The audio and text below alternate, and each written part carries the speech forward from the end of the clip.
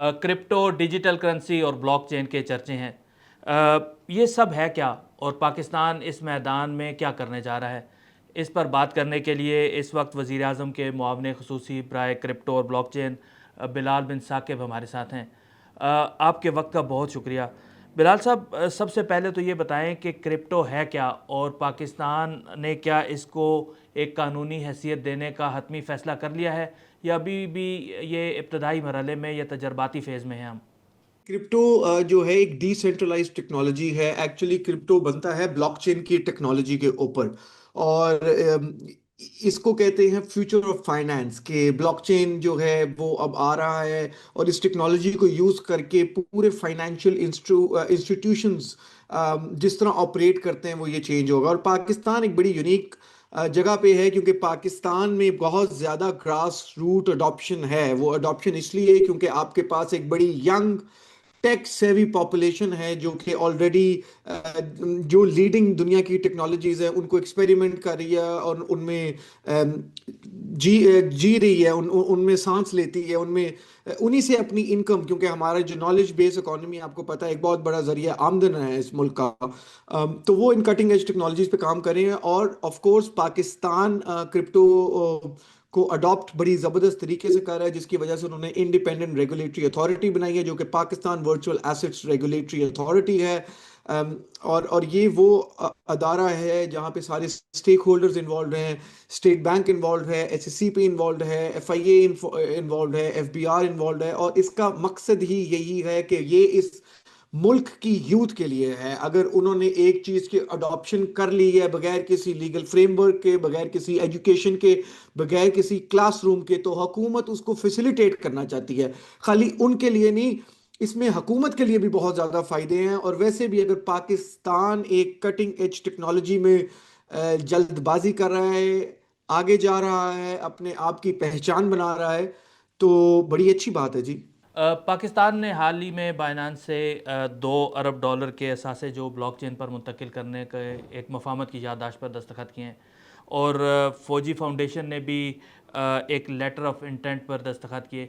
ये कितनी बड़ी चीज़ है, इसकी अहमियत है क्या?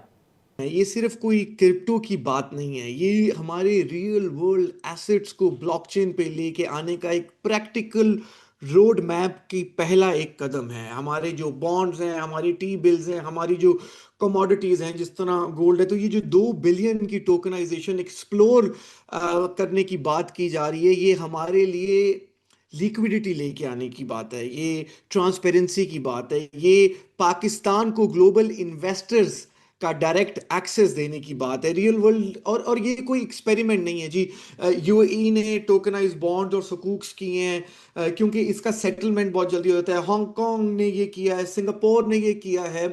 तो अब बात ये है कि पाकिस्तान क्यों ना ये नई टेक्नोलॉजी के ग्लोबल फाइनेंशियल हब के जो रेल्स हैं इनको यूज करे। क्यों है कि हमें हमेशा आईएमएफ या वर्ल्ड बैंक के पास जाना पड़ता है? वो जो हमें वहां से लोन मिलता है उसमें कंडीशनैलिटीज होती हैं, उसमें डिपेंडेंसीज होती हैं। अगर हम टोकनाइजेशन करेंगे तो पाकिस्तान अपने ही एसेट्स को लेवरेज कर सकता है। तो ये पाकिस्तान के लिए एक ऑल्टरनेटिव फाइनेंसिंग ऑप्शन है। जो दूसरी बात है, एक एलओआई साइन हुआ है बाइनेंस का और फौजी फाउंडेशन का। आई थिंक ये बहुत एक अच्छा आगाज है कि पाकिस्तान की इंस्टीट्यूशंस, पाकिस्तान की कंपनीज, ब्लॉकचेन बेस्ड कंपनीज के साथ इंटेंशंस शो करा रही हैं, एक्सप्लोरेशन कर रही हैं देखने के लिए कि वो म्यूचुअल अपॉर्चुनिटीज किधर हैं जिधर काम शुरू किया जाए। तो आपके ख्याल में अगले 5 सालों को अगर देखा जाए तो पाकिस्तान ये क्रिप्टो अपनाने वाले ममालिक की सफ़ में कहाँ खड़ा होगा? मैं तो चाहता हूं पाकिस्तान क्रिप्टो अपनाने वाली की सफ में तो पहले खड़ा हो ही हो as consumer, but as creator crypto बनाने वाले ममालिक के भी सिफ्ट में सबसे आगे खड़ा हो। यहाँ की youth multi billion dollar protocols बना रही हो, हम अपनी प्रॉब्लम्स को अपॉर्चुनिटीज में कन्वर्ट कर रहे हो। वो बेशक हमारे जो अनबैंक्ड लोग हैं, बेशक हमारे जो फार्मर्स हैं, बेशक हमारी जो लॉजिस्टिक्स हैं, डीफाई के यहाँ पे प्रोडक्ट्स बने, यहाँ पे रियल वर्ल्ड एसेट टोकनाइजेशन हो। क्योंकि ये सब कुछ करना है आपकी यूथ ने जो ऑलरेडी टेक्नोलॉजिकली सेवी है, आपको सिर्फ लैपटॉप चाहिए, आपको इंटरनेट चाहिए और आपको वो राइट पॉलिसीज चाहिए। नौजवानों की आपने बात की, नौजवानों को क्या इसके लिए कोई ट्रेनिंग की, किस किस्म की ट्रेनिंग की ज़रूरत है और उसके क्या मौके होंगे पाकिस्तान में? चेन एनालिसिस की रिपोर्ट के मुताबिक हम दुनिया की third biggest crypto adoption country हैं। मुझे आप हम्म। बताएं कि कौन से स्कूल ने, कौन सी यूनिवर्सिटी ने ये पढ़ाया है। आज कल के ज़माने में यहाँ की यूथ हो, या टोक्यो में हो, या सैन फ्रांसिस्को में हो, या न्यूयॉर्क में हो, उसके पास इंस्टाग्राम, टिकटॉक, चैट जीपीटी, सारी इंफॉर्मेशन सेम है। और वो अपने लिए एक इकोनॉमिक फ्यूचर चाहता है जिसमें वो एम्पावर हो, जिसकी वजह से ये कोई भी, ये हार्वर्ड, एमआईटी, कोई यूनिवर्सिटी नहीं पढ़ाएगी। ये हर चीज़ बाहर यूट्यूब पे है, लोग जाके खुद सीख रहे हैं और वो देख रहे हैं कि वो ट्रेडिशनल सिस्टम से किस तरह बाहर जी। निकलें और अपने आप के लिए किस तरह इनकम जनरेट करना शुरू करें। ये जो क्रिप्टो की दुनिया है, इससे बहुत सारे ख़तरात भी जुड़े हुए हैं। तो एक पाकिस्तानी सारिफ को प्रोटेक्ट करने के लिए भी कुछ किया जा रहा है, या उसके बारे में आप क्या कहेंगे? ऑफ कोर्स जी, इसलिए तो हमने ये अपने एनओसीज जारी किए हैं, क्योंकि हम एक फ्रेमवर्क पे काम करेंगे कि जी। हर चीज ऑन शोर एंटिटीज आएंगी, एक्सचेंजेस को पाकिस्तान में लोकली रजिस्टर होके लोकल ट्रैक पे आना पड़ेगा, स्ट्रॉन्ग केवाईसी होगी, सीएनआईसी बेस्ड वेरिफिकेशन होगी, रिस्क स्कोरिंग होगी, पूरी ड्यू डिलिजेंस होगी, ट्रांजैक्शन मॉनिटरिंग होगी, ब्लॉकचेन एनालिटिक्स होंगे, पूरी रिपोर्टिंग होगी, क्योंकि हम इन्वेस्टर कॉन्फिडेंस और इन्वेस्टर प्रोटेक्शन चाहते हैं। और हम्म। खाली ये नहीं चाहते, हम इसको इस तरीके से करना चाहते हैं कि पूरी दुनिया की इमर्जिंग इकोनॉमीज देखें कि हमें डिजिटल एसेट्स को किस तरह रेगुलेट और इंक्यूबेट करना है। पाकिस्तान में जो लोग हैं, कितने लोगों के पास डिजिटल असासे हैं? इसके बारे में कोई एक नंबर भी आपने शायद शेयर किया था।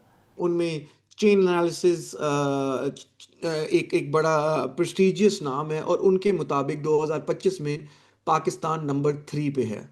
ग्लोबली, और अब पोटेंशियल है इसमें। आप, अगर हम नंबर 3 हैं और अभी, यानी इससे पहले तो इस तरह लीगलाइज भी नहीं था, तो यानी अगर अब हम ये सब सारे जो प्रोसेसेस जिसके लिए आप इतनी एफर्ट कर रहे हैं, तो पाकिस्तान आप समझते हैं कि ये नंबर 1 भी हो सकता है? हमारा गोल ये है कि हम अपनी यूथ के लिए नंबर 1 प्लेटफॉर्म, नंबर 1 पॉलिसीज, उनको हम्म। नंबर 1 किस तरह बनाएं। अगर वो नंबर 1 हो जाएंगे तो बाकी ये सारी पोजीशंस मैटर नहीं करती जी। आसान लफ्ज़ों में अगर बात की जाए, तो ये जितनी आप एफ़र्ट कर रहे हैं, इसका मुल्की मईशत पर कब तक असर नज़र आना शुरू हो जाएगा, या ऑलरेडी कितना बड़ा इम्पैक्ट है इस वक्त? देखिए, अभी एक बहुत बड़ी मार्केट है जो ग्रे एरिया में है। अगर हम उसको रेगुलेट करेंगे तो ऑफ कोर्स वो हमारी फॉर्मल इकोनॉमी में आएगी, वो हमारे जीडीपी में आना शुरू हो जाएगी, वो टैक्सेशन बढ़ जाएगी, क्योंकि यूजुअली जो क्रिप्टो के सारिफिन हैं जो यूज़ कर रहे हैं, उनकी उम्र 40 साल से कम है। उनको मसला नहीं है टैक्स देने में। वो तो चाहते हैं कि एक अच्छा इनेबलिंग एनवायरनमेंट बन जाए, कि जहाँ पे हम फॉर्मल इकोनॉमी का हिस्सा हो जाएं और हम उन पैसों को यूज़ करना शुरू करें। वो क्यों है कि यहाँ से पैसे सिर्फ दुबई ही जाएं। वो हम चाहते हैं कि लोग अपना पैसा बाहर ना लेके जाएं, यहीं पे करें, जिसकी वजह से हम इसको रेगुलेट कर रहे हैं। बिलाल बिन साकिब, आपके कीमती वक्त का बहुत शुक्रिया।